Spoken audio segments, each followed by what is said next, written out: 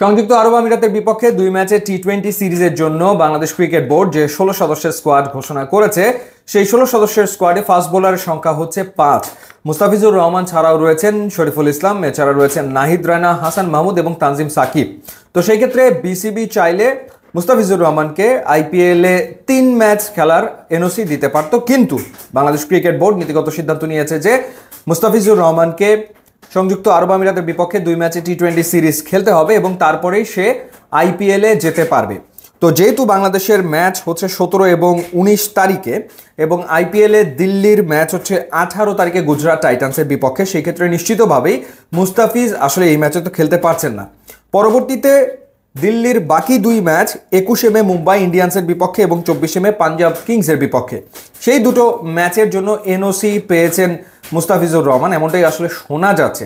কেন বললাম শোনা যাচ্ছে? কারণ গতকালকে যখন আচমকা দিল্লি ক্যাপিটালস তাদের সামাজিক যোগাযোগের মাধ্যমে পোস্ট করলো যে তারা আইপিএলের বাকি অংশের জন্য মুস্তাফিজকে দলভুক্ত করেছে, তখন বাংলাদেশ ক্রিকেট বোর্ডের পক্ষ থেকে বলা হয় যে তারা এই ব্যাপারে আসলে কোনো কিছু জানে না, তারা সত্যিকার অর্থে কোনো কিছু জানতো না।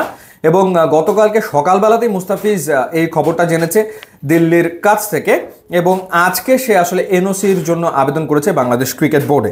কিন্তু বাংলাদেশ ক্রিকেট বোর্ডের পক্ষ থেকে এখন পর্যন্ত অফিসিয়ালি এই ব্যাপারে কোনো সিদ্ধান্তের কথা জানানো হয়নি।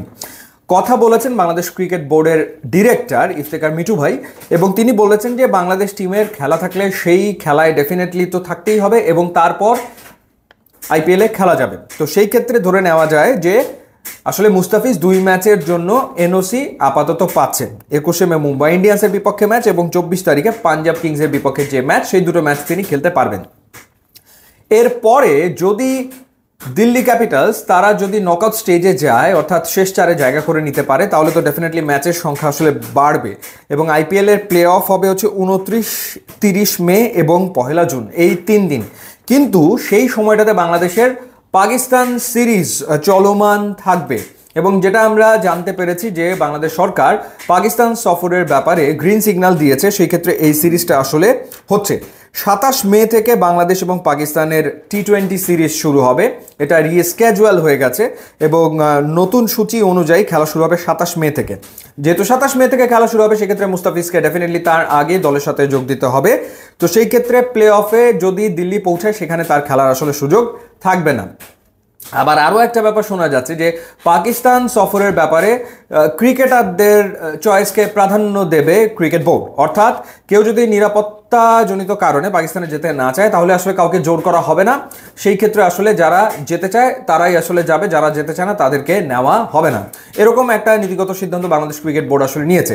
সেই ক্ষেত্রে মুস্তাফিজ কী করবেন সেটা পরবর্তী সময় আসলে জানা যাবে। আপাতত তো বোঝাই যাচ্ছে যে 2টো ম্যাচে তিনি আইপিএলে খেলতে পারবেন।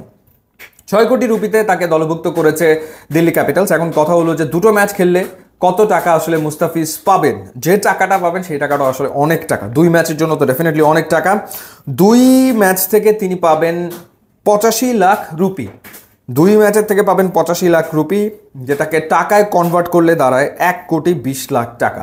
অর্থাৎ প্রতি ম্যাচে খেললে মুস্তাফিজ পাবেন 60 লাখ টাকা করে। 2টো ম্যাচ খেললে তিনি পাবেন 1,20,00,000 টাকা। তো আপাতত এই পর্যায়ে রয়েছে বিষয়টা। এখন আনুষ্ঠানিকভাবে বিসিবির পক্ষ থেকে কোনো কিছু জানানো হয়নি, তারা জানালে ব্যাপারটা আসলে স্পষ্ট হবে।